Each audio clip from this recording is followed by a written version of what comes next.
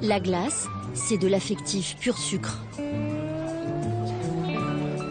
Des souvenirs de vacances, d'un goûter en famille, d'une récompense parce qu'on a été sage. Bref, la glace, c'est l'enfance. Pour moi, quand je vois la forme du cône, ça veut dire c'est le week-end ou même c'est les vacances. Petits et grands, les Français en raffolent. Ils en dévorent 6 litres par habitant chaque année. C'est devenu leur dessert préféré.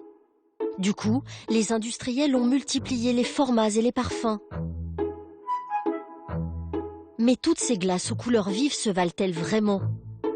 Quelle est leur composition? Comment justifier des écarts de prix allant de 1 à 10? Vous êtes loin d'imaginer ce que les industriels vous font payer. Ça veut dire que la moitié de ce produit est composé par de l'air. Donc on achète de l'air en fait. Donc on achète de l'air au poids de la glace. De l'air, des arômes de synthèse, des additifs de toutes sortes. Les industriels ont leur petit secret pour berner le consommateur. Mais qu'en est-il du petit glacier de quartier? Beaucoup de ces soi-disant artisans utilisent en réalité des préparations toutes faites qu'ils se contentent de mélanger. Certes, c'est un assemblage, mais je suis obligé. Comment voulez-vous que je fasse? Je vais prendre ma pistache, ma noisette, ma coco, casser ma coco, aller dans ces cas-là, pourquoi je me fais livrer mon lait? Je peux aller traire ma vache aussi, faire ma crème. On ne peut pas rater une glace avec ça. Ah non, pas du tout. Pas du tout, certainement pas. C'est très facile, aujourd'hui vous avez des machines qui font tout, quoi. Donc c'est très simple d'utilisation. Artisan aujourd'hui, ça veut plus rien dire, quoi. Vous pouvez être artisan, on vous vend des boîtes. Alors, toutes ces glaces que vous dégustez en famille, savez-vous vraiment ce qu'elles cachent? Révélation sur un marché totalement givré, où le meilleur peut côtoyer le pire.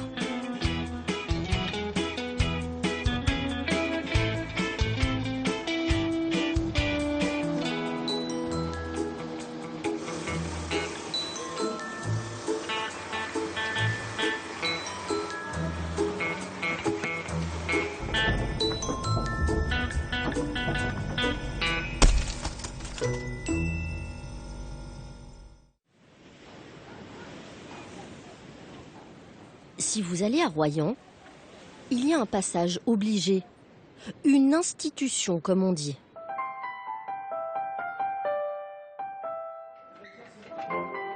Ici, c'est le royaume des berlingots, de la nougatine, de la guimauve. Mais l'adresse est surtout réputée pour ses glaces. Des esquimaux faits à la main, croquants à souhait et parsemés de poussière de cacahuètes.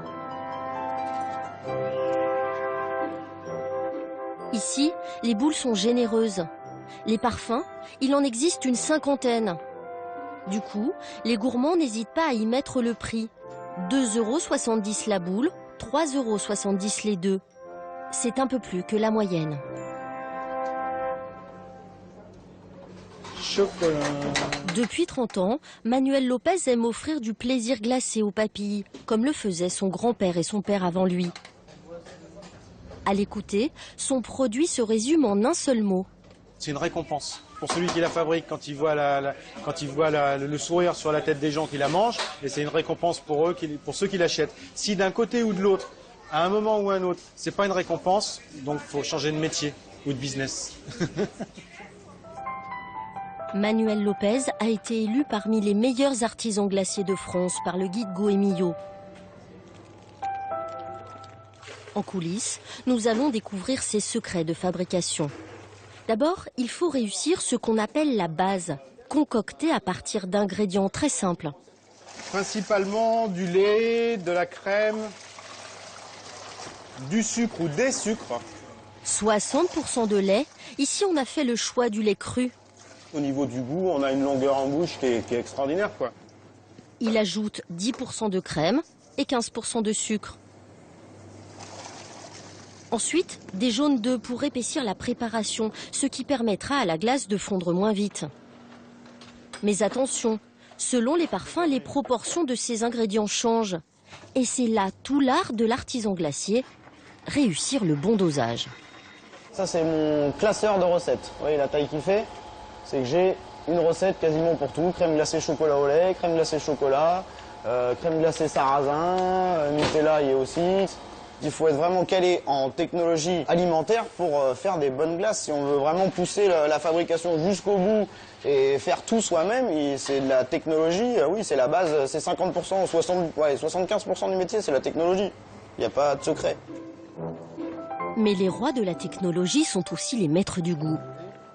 La plupart des parfums sont faits maison. La cuisine sent bon le beurre et le sucre quand le caramel roussit au fond de la casserole. Le praliné est cuisiné avec de vraies amandes et de vraies noisettes. Pour vérifier si les fruits secs sont bien torréfiés, vous le croquez. Ouais. La plupart des sorbets sont préparés avec des fruits frais. Ce jour-là, ils vont presser 40 kilos de pamplemousse pour faire 60 litres de glace. Les purées de fruits congelés sont réservées aux fruits exotiques. Quel que soit le parfum, il est ensuite mélangé à la base dans le pasteurisateur. 1 heure de cuisson à 85 degrés. Après 4 heures de repos, le mélange, qui n'est encore qu'une sorte de crème anglaise, va passer à la turbine.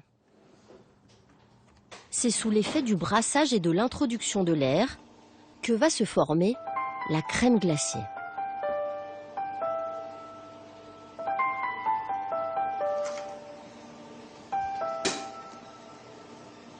Ça, je vais vous dire, c'est ma Madeleine de Proust.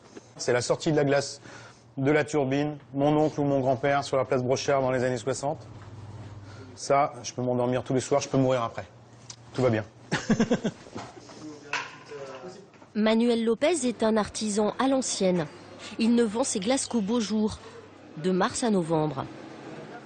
Mais voilà, on n'en profite que quelques fois par an, en vacances, loin de chez soi. Alors, les Français ont trouvé un autre moyen d'assouvir leur gourmandise. Quelque part en Bretagne, près de Dinan, un papa, une maman et 3 petits blonds, tous fans de crème glacée, dégustée à la maison. Caramel spéculoos. Multiplication des parfums et des marques. Aujourd'hui, comme dans cette famille, 70% des glaces sont consommées à domicile. C'est le dessert qui fait l'unanimité au moment des repas. Et le petit plaisir à l'heure du goûter. Mais les glaces, ce n'est pas que pour les enfants. Depuis 1 an et demi, Stéphane, le papa, craque régulièrement sur des glaces américaines. Je mangeais pas beaucoup de glace et j'ai arrêté de fumer, puis je me suis mis à manger des glaces et puis voilà. Ah oui. Voilà, pour compenser peut-être. Et cela se passe quand les enfants sont couchés. J'ai envie de dire, c'est presque un petit péché, quoi. C'est une petite glace, mon chéri? On se dit, bon, allez. C'est presque un peu honteux. On sait qu'on n'en a pas besoin, mais c'est un plaisir qu'on s'accorde. Et souvent, ces produits-là, on ne les donne pas aux enfants. Bien souvent, le pot de 400 grammes y passe. En 20 ans, la consommation de glace en France a été multipliée par 6.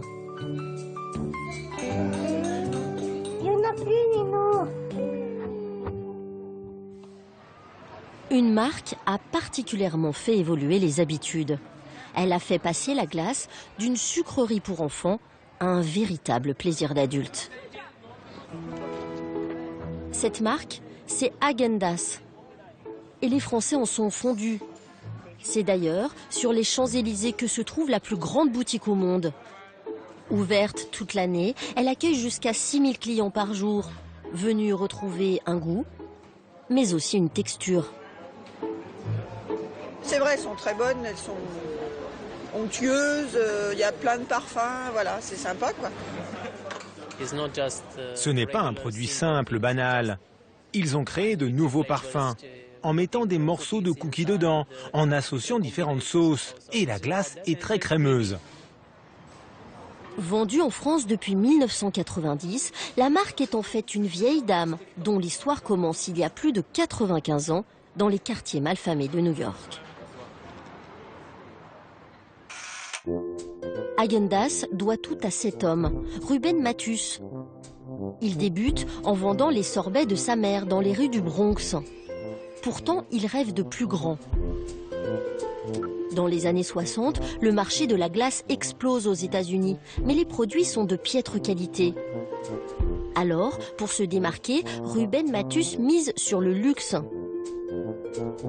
Rose, sa femme, a le sens de la mise en scène. Elle va l'inciter à trouver un nom exotique pour leur marque. Un nom créé de toutes pièces, à consonance danoise. Au départ, il voulait vraiment quelque chose qui évoquait effectivement ce froid, ce côté un petit peu nordique et scandinave qui allait bien avec le produit. Et il a même voulu rajouter justement ce umlaut, donc les 2 points, pour donner encore plus finalement ce côté très nordique, alors qu'on apprend aujourd'hui que le umlaut n'existe pas du tout dans la langue danoise. Donc on se retrouve finalement avec un nom à consonance scandinave, avec un umlaut allemand. Et le succès est au rendez-vous. Partout aux États-Unis, on veut goûter cette glace riche et crémeuse.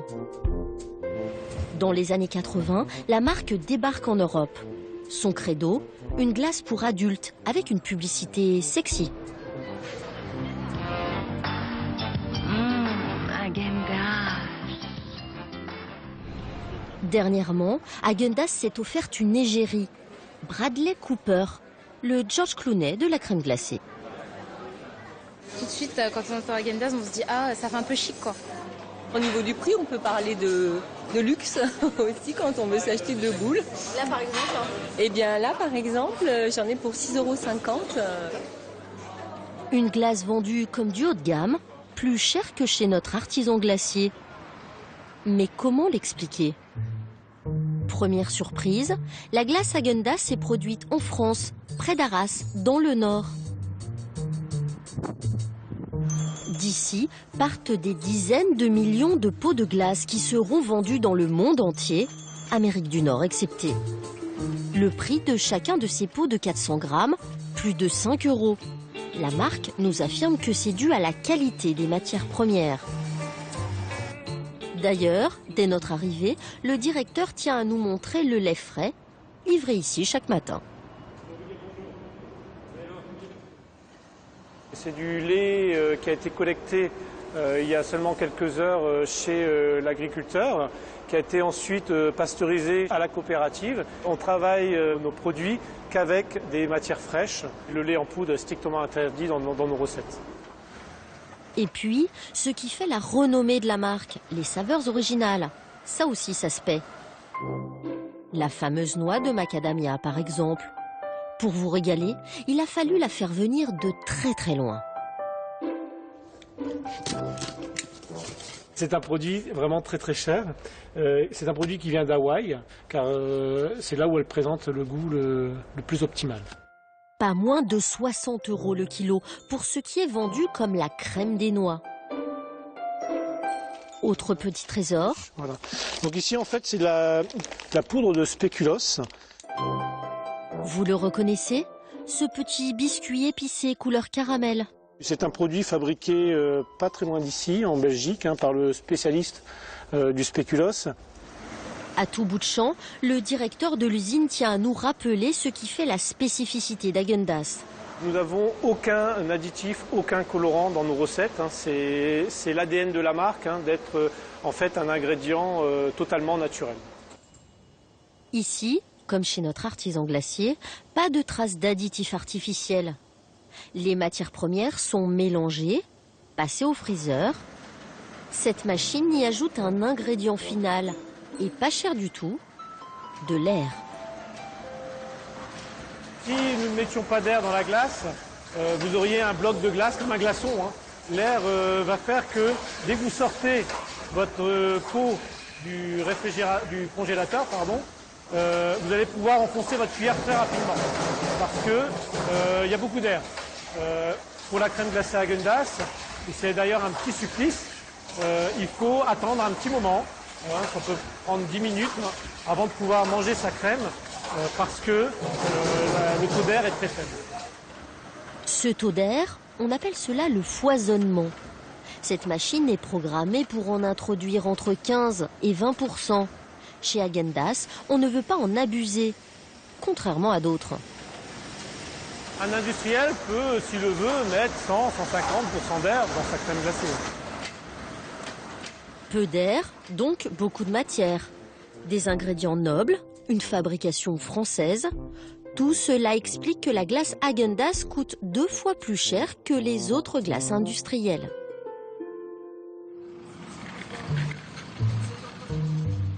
Dans les rayons des supermarchés, les écarts de prix d'une marque à l'autre sont très importants. Plus de 23 € le litre pour celle-ci, contre 1,90 € pour celle-là. Mais comment faire le tri pour acheter une glace de qualité ? Florence Imbert, journaliste au magazine Que Choisir, va nous aider à découvrir la face cachée des bacs à glace. Et elle a un truc pour débusquer les industriels qui nous vendent du vent. Il faut bien regarder les étiquettes et surtout, il faut bien regarder le poids du produit qui correspond à ce qu'effectivement on va consommer. C'est pas l'air qu'on achète, c'est la crème glacée. Et là, on s'aperçoit que pour 500 ml, 1 demi-litre, on a 430 grammes de produit. Donc, ça veut dire que c'est une glace qui a du poids. Alors que si on regarde, par exemple, caramel au beurre salé, on s'aperçoit que, en fait, là, on a pratiquement la moitié moins de matière, puisqu'on a 500 grammes pour 1000 millilitres. Ça veut dire que la moitié de ce produit est composé par de l'air. Donc on achète de l'air, en fait. Donc on achète de l'air au poids de la glace. Depuis décembre 2014, la réglementation européenne oblige les industriels à indiquer le poids des glaces, en plus de leur volume. Alors, nous avons fait des petits calculs pour savoir quelles sont les marques les plus gonflées.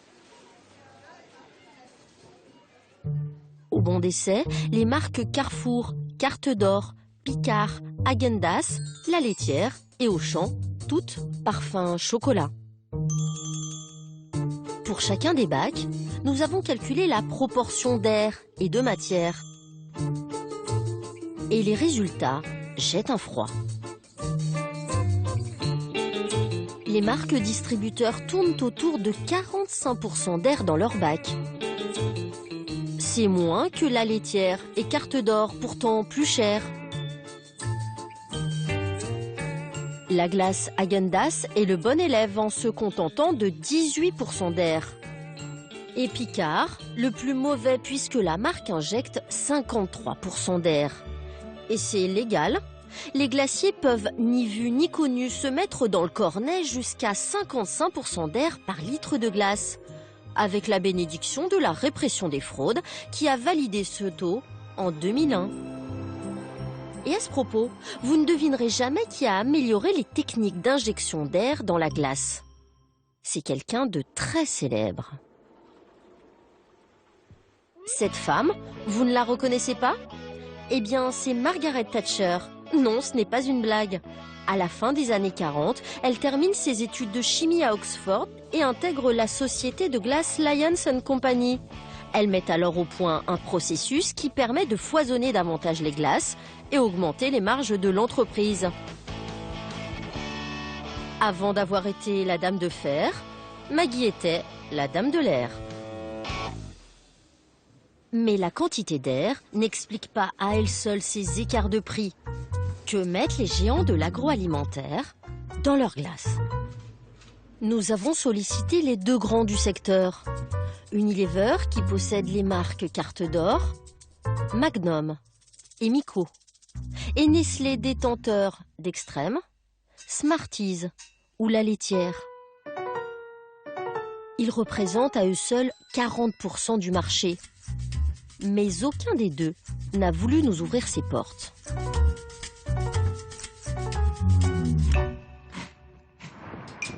Alors, nous sommes allés chez des repentis qui, pendant des années, ont fabriqué de la glace industrielle. Bienvenue à Carcassonne. Jusqu'en 2012, ce bâtiment abritait une des plus grosses usines de glace en France. Ici travaillaient 120 personnes. Elles fabriquaient à la chaîne 23 millions de litres par an pour des marques distributeurs des supermarchés. Christophe Barbier a travaillé plus de 10 ans dans cette usine. Donc là, on voit que vraiment, c'était tout démantelé, quoi. Ici, il faut s'imaginer qu'il y avait des machines de fabrication, où il y avait de la vie, où il y avait du travail, du bruit. Après leur licenciement, une poignée de salariés a décidé de monter une entreprise coopérative installée dans une partie de leurs anciens locaux. Pour eux, plus question de faire de la glace industrielle. Ils fabriquent désormais un produit haut de gamme. Leurs recettes d'aujourd'hui et celles d'hier n'ont vraiment rien à voir. Pour nous, ils ont accepté d'en comparer les ingrédients.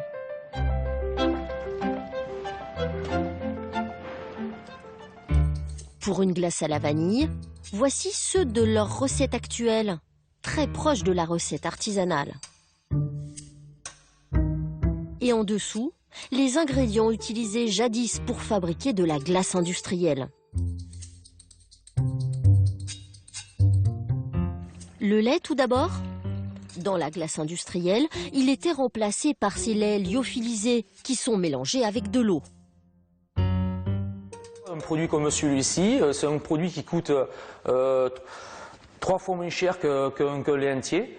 Et derrière, qui amène derrière une qualité moindre parce qu'il y a une notion de texture totalement différente.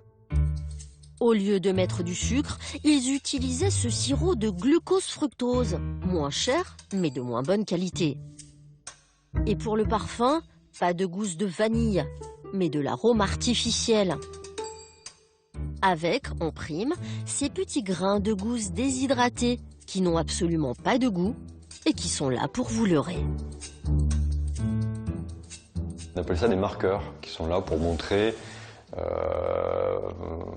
donner la trace et la marque de la gousse de vanille. Mais en fait, ce sont des gousses broyées, épuisées, qui ont déjà donné tout leur arôme. C'est pour faire croire qu'on a utilisé de la vanille Oui. Aujourd'hui, utiliser ces méthodes leur paraît être une hérésie. Désormais, ils achètent des gousses de vanille qu'ils font infuser dans le lait. C'est la vraie gousse de vanille qui vient directement de Madagascar. On a la chance de travailler avec un producteur, en direct avec un producteur. Ça sent bon Ah, santé. Vous connaissiez pas, vous, avant comment Non, justement. Moi, la vanille, je ne connaissais pas du tout. Ces gousses de vanille étaient beaucoup trop chères pour entrer dans la fabrication d'une glace destinée aux marques des distributeurs. Nos repentis nous dévoilent aussi que pour appâter le client, les industriels ajoutent tout un tas de colorants. Ainsi, presque tous les parfums ont des couleurs artificielles. La pistache, elle est verte alors que vous labouriez, elle est marron. La menthe, c'est blanc, c'est pas vert. Donc il y a beaucoup de n'importe quel produit. Tous les produits sont marketés avec des codes de couleurs. Et pas facile de s'y retrouver. Prenons l'exemple de la glace à la vanille. Tous les emballages nous font miroiter des parfums venus d'ailleurs. Et pourtant, un petit cours de lecture d'étiquette s'impose. Quand vous lisez « extrait » ou « gousse de vanille », pas de doute, vous êtes sûr que c'est issu de la vanille, la vraie. À l'opposé, les inscriptions arômes. Dans ce cas, sachez que ce sont des arômes de synthèse créés en laboratoire. Jusque-là, c'est simple. En revanche, les appellations arômes naturels de vanille ou arômes naturels sont plus ambiguës. Pour y voir plus clair, rendez-vous avec Hervé Thys, un scientifique passionné de chimie, de physique et de gastronomie. C'est une sorte de savant fou. Quand vous lui parlez de vanille, il vous dessine une molécule. Il vous la construit même. La voilà, la molécule principale de la vanille, son nom, la vanilline. Et chose incroyable, cette substance, on sait la fabriquer avec d'autres plantes que la vanille. On prend des aiguilles de pin, on les fait fermenter avec des micro-organismes qui sont là, qui sont donc parfaitement naturels. Les aiguilles de pin sont naturelles et on fabrique de la vanilline, et on fabrique de la vanilline qui a été fabriquée naturellement par fermentation naturelle, comme on ferait du vin, comme on ferait du fromage, comme on ferait des saucissons. et qui sont exactement, c'est la même vanilline, c'est la même molécule, et donc on fait quelque chose qui est naturel, et pourtant ça vient pas de la vanille. Ce goût de vanille peut aussi être obtenu à partir de betterave ou de riz. Donc souvenez-vous-en, quand vous lisez « arôme naturel de vanille », il n'y a pas l'ombre d'une gousse. L'avantage de ces arômes, quel que soit le parfum, c'est d'être extrêmement concentré. Tous ces composés-là sont extraordinairement puissants. Celui-là, par exemple, le paréthylphénol, même sans l'ouvrir, ça sent le caoutchouc brûlé.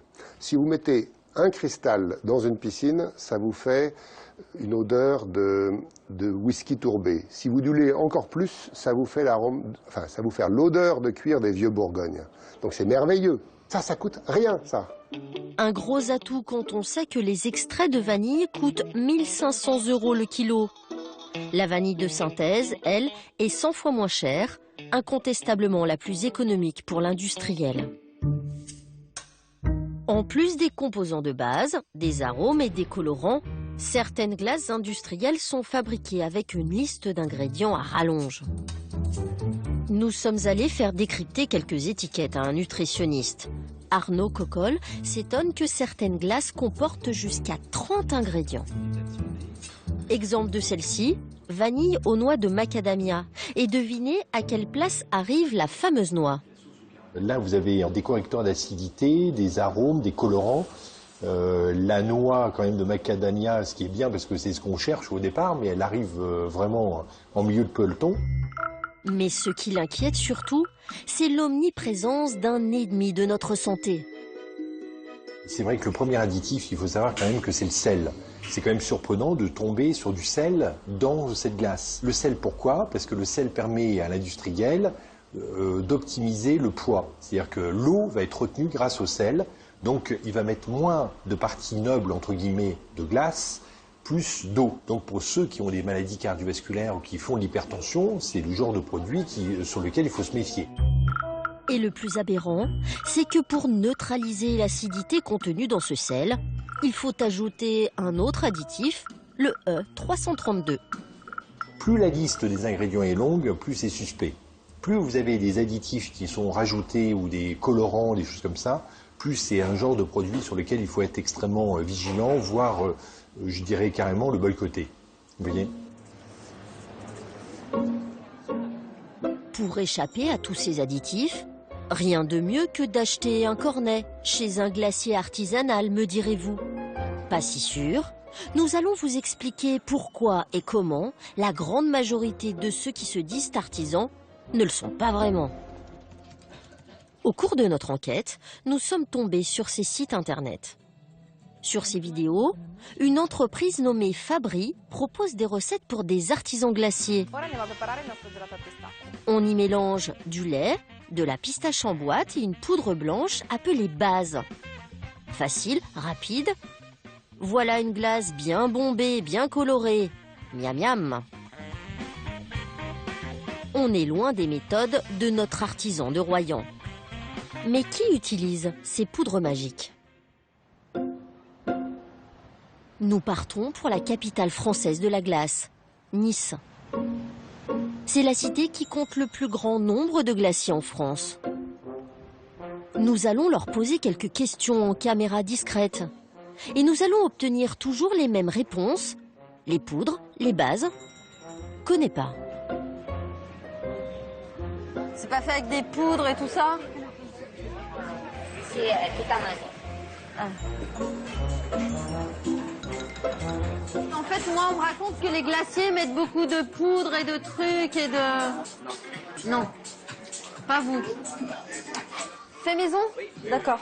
Et ça veut dire qu'il n'y a pas de poudre dedans et tout? Oui. Il y a de la poudre? Non, il n'y a pas. D'accord. Pourtant, selon nos informations, plus d'un artisan sur deux utiliserait ces poudres et ces produits.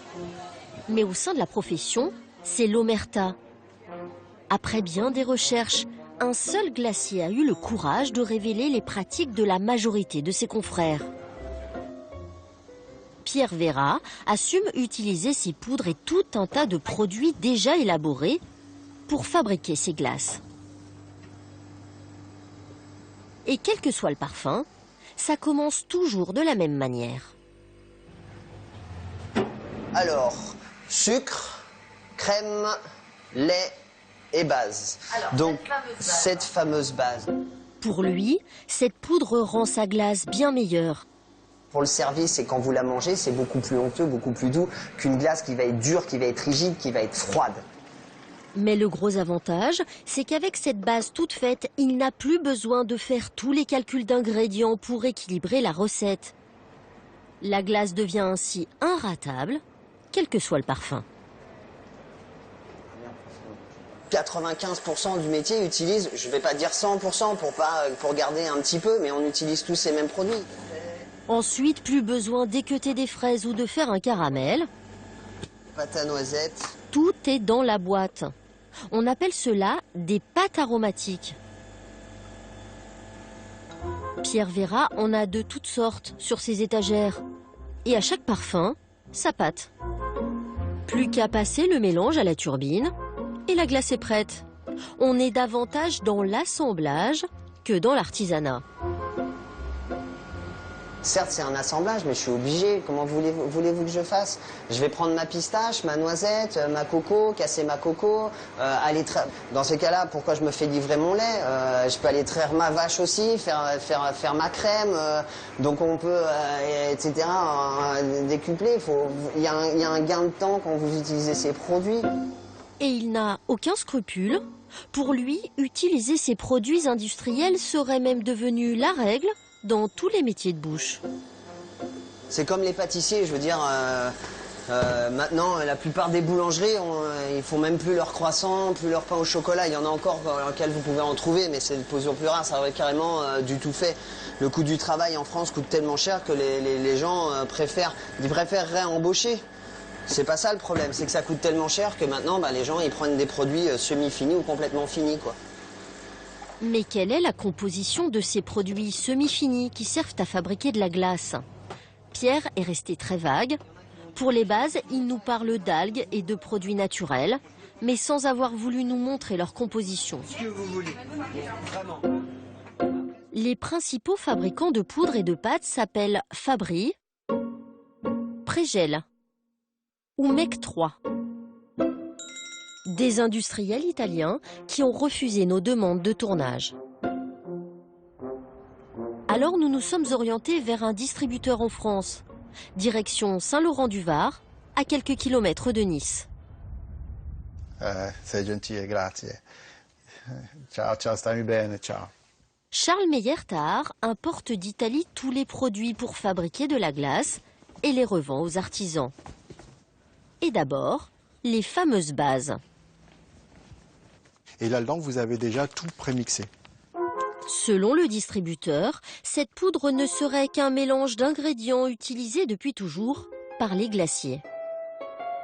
Dans cette base, donc, pour crème glacée, vous avez ce qu'on appelle le stabilisant, avec ces sucres, glucose et dextrose. Sauf que là, bon, c'est des quantités, on va dire, industrielles. Vous avez des sacs de 25 kilos. Là, vous avez tout dans 2 kilos. Sauf qu'en lisant la liste des ingrédients, on comprend que ces bases sont bourrées d'autres composants que juste du sucre et des stabilisants. Alors, graisse végétale, sirop de glucose, dextrose, poudre de lait maigre, maltodextrine, lactose, émulsifiant, épaississant. Le premier ingrédient, c'est graisse végétale. Pourquoi on met de la graisse végétale? Il n'en met pas, par exemple, un glacier artisan traditionnel qui n'utilise pas ce produit. Il n'en met pas. Il peut en avoir des graisses végétales. C'est juste, je sais pas quoi vous dire. Et parce que ces graisses n'ont rien à faire dans une glace, Charles Meyer va essayer de nous prouver, coûte que coûte, que les graisses végétales, il y en a partout. Alors, il va même en chercher dans ce paquet de sucre. Il n'y a que du dextrose. Mais c'est une bonne question. Aujourd'hui, tout le monde travaille comme ça. Et pourtant, ce n'est pas anodin. Les graisses végétales, comme l'huile de palme, sont controversées. Riches en acides gras saturés, elles accroissent les risques cardiovasculaires. Bien sûr, dans son kit de parfait glacier, il a aussi des pâtes aromatiques qui vont faire le parfum de la glace. Pistache. Ah.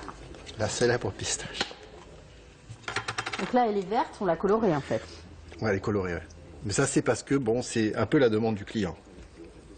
La couleur verte, sinon, il a tellement été habitué, en fait, à la couleur verte.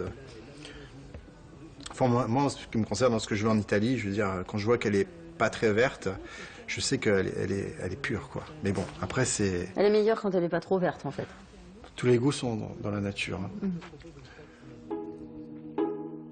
Entre les arômes prêts à l'emploi et les bases truffées de stabilisants, d'additifs et d'huile végétale, les glaces fabriquées ainsi ne valent guère mieux que les glaces industrielles de supermarché. Et pourtant, fait incroyable, leurs utilisateurs ont le droit d'inscrire sur leur devanture « fabrication artisanale » ou « fabrication maison ».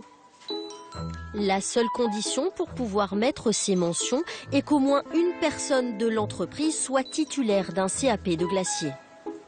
Cette appellation de fabrication artisanale n'offre donc aucune garantie quant à la qualité de la glace.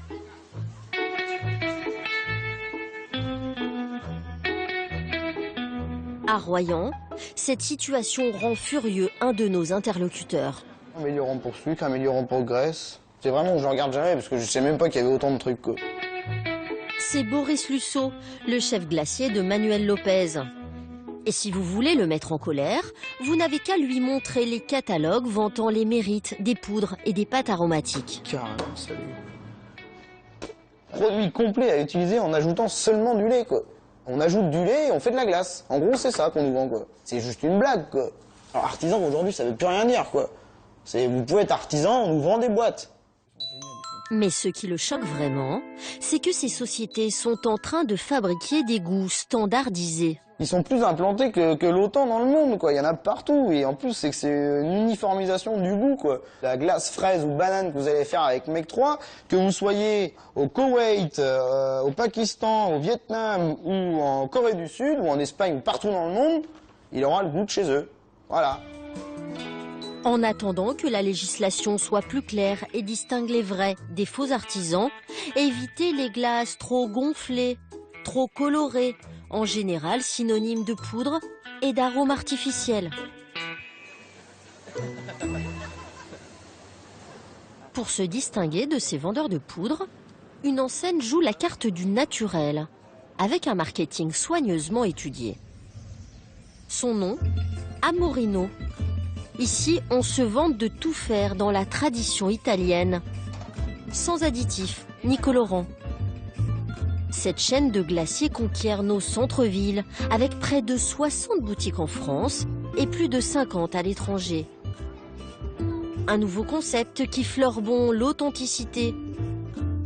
Pourtant, ces boutiques ne sont que des points de vente.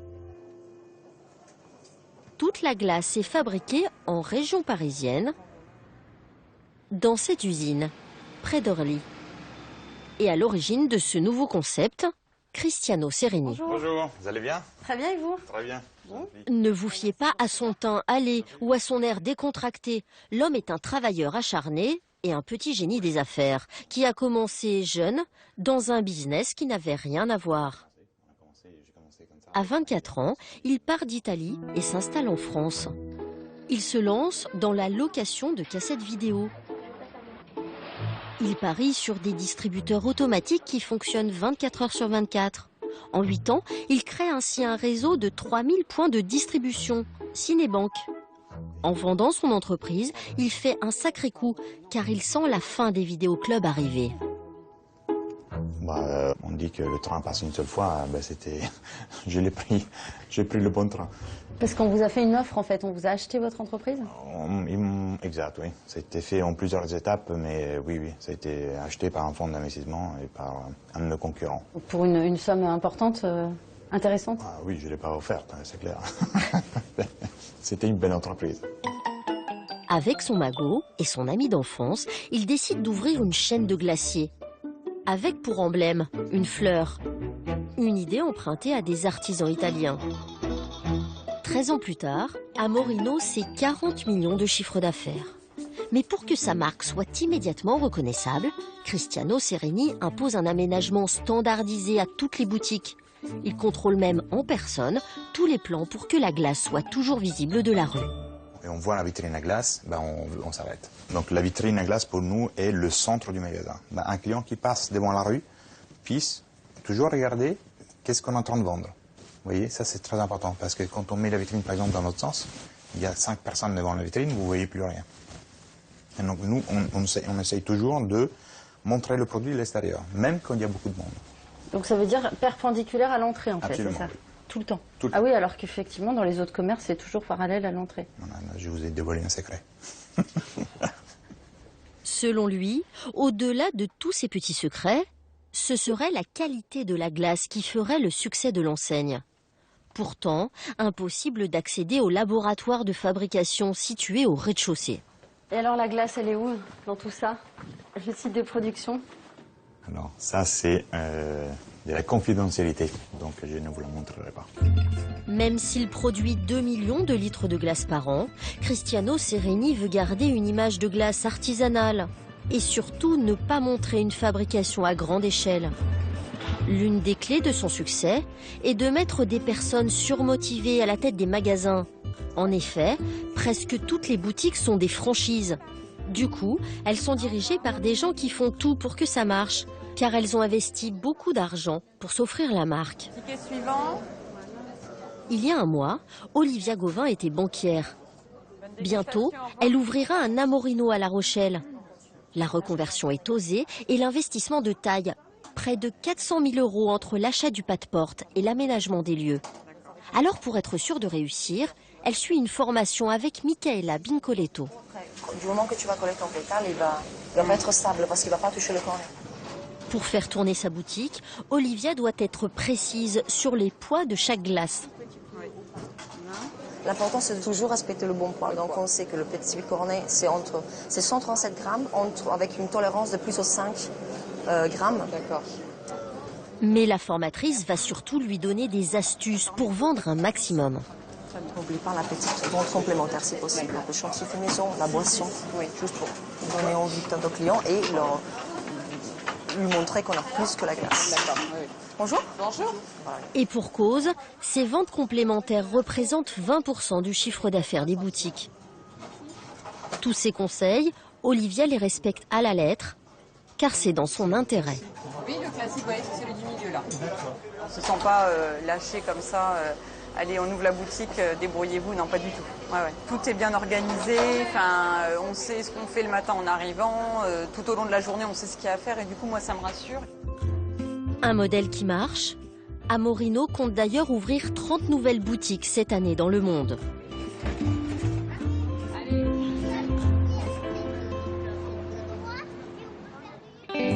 Aujourd'hui, la glace artisanale ou industrielle a le vent en poupe. Nous en avalons chaque année 360 millions de litres. Mais attention, même si de bons produits sont utilisés, cet aliment est riche en sucre, une des causes principales de l'obésité. Manger 2 simples boules, c'est comme avaler 5 morceaux de sucre.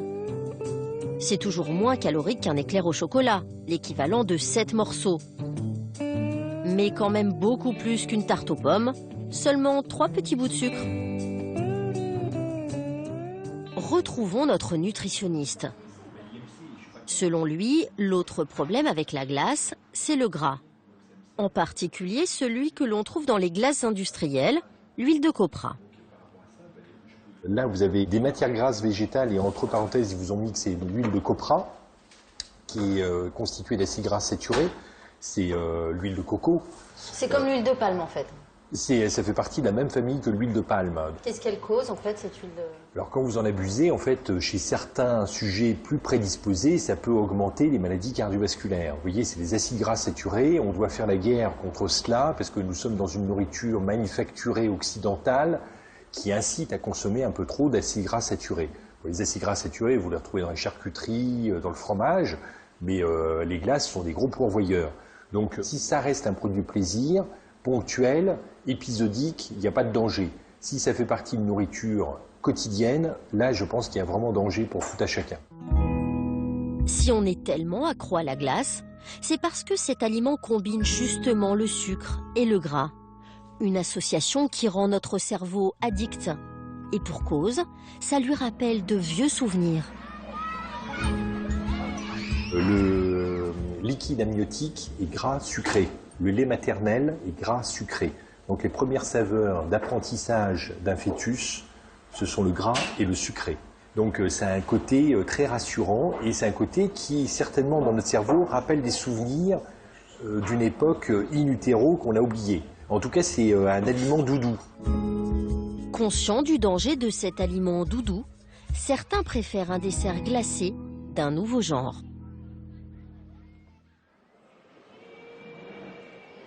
Un samedi après-midi, dans un centre commercial de la région parisienne. Depuis son ouverture en novembre 2014, cette enseigne ne désemplit pas. Les gens se pressent pour acheter ce qu'on appelle du frozen yogurt. Du yaourt glacé fabriqué à partir de lait écrémé et de sucre. En France, ce concept marche bien car nous sommes un des plus gros consommateurs de yaourt au monde. C'est plus sain, c'est plus équilibré qu'une glace où on ne sait pas ce qu'il y a dedans. Ouais, c'est plutôt sympa, c'est pas trop gras, pas trop sucré, donc ça change un peu des crèmes glacées un peu trop lourdes. Donc ouais, c'est une bonne alternative, surtout pour cet été. La marque communique sur ce côté diététique. On nous vante un produit faible en matière grasse, source naturelle de calcium et de protéines. La force du concept, c'est de travailler avec un produit effectivement qui est beaucoup moins calorique qu'une glace. On est à peu près à 100 kcal pour 100 grammes, contre une glace qui est autour de 300-350 kcal. Sauf que ces 100 calories, c'est uniquement pour le yaourt nature, sans les garnitures que l'on rajoute dessus, les toppings. Ce peut être des fruits, mais aussi des choses moins diététiques. Les Toblerone. Quels sont les toppings qui marchent le mieux là, les stars? Alors, les toppings qui marchent le plus, Oreo, Crunch, Toblerone, Kit Kat, le chocolat. Regardez ce grand pot. Le client peut choisir 3 garnitures. En rajoutant 2 cuillères de biscuits et 1 cuillère de crème caramel, les calories font plus que doubler. Résultat, le frozen yogurt n'a que très peu d'avantages par rapport à une crème glacée traditionnelle.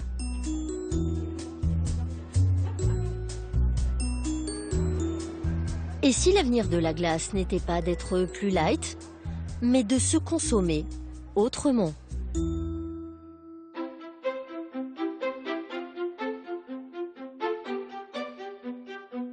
Lyon, un des hauts lieux de la gastronomie française.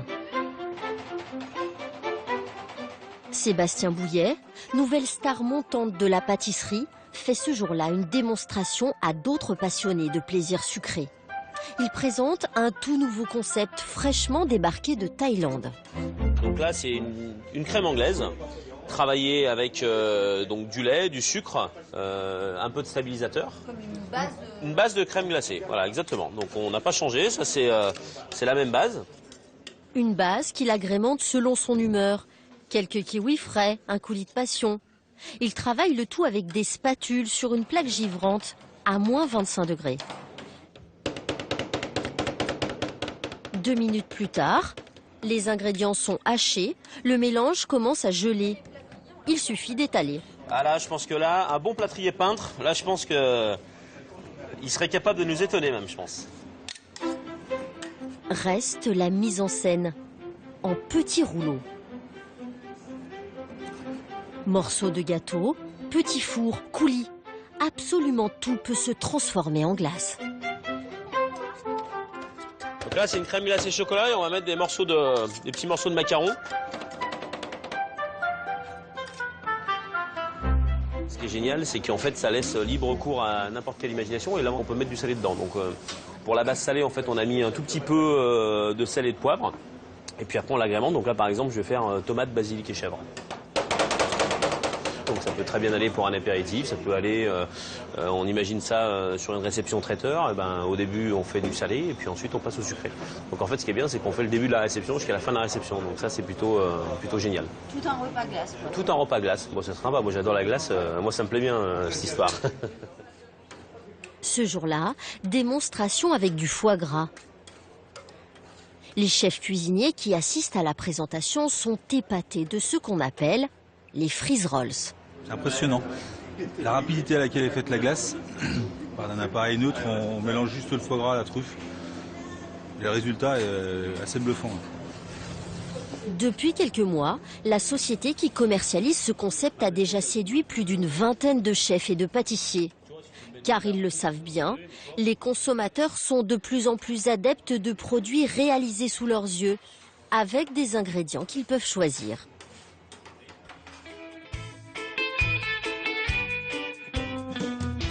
Quelle que soit la glace, avant de la savourer, penchez-vous sur sa composition. En supermarché, évitez les produits avec une liste d'ingrédients trop longue. Et chez l'artisan du coin, méfiez-vous des couleurs vives et des glaces trop gonflées. Mais surtout cet été, régalez-vous. Vous voyez, c'est ça qu'on appelle la glace italienne. Chocolat blanc. Oui. Ah bah oui. C'est goûtu, hein. On appelle le muffin. Il y a des petits morceaux. Voilà. Le rocher blanc. Avec la coco et les noisettes. Oui, là aussi, on sent la matière.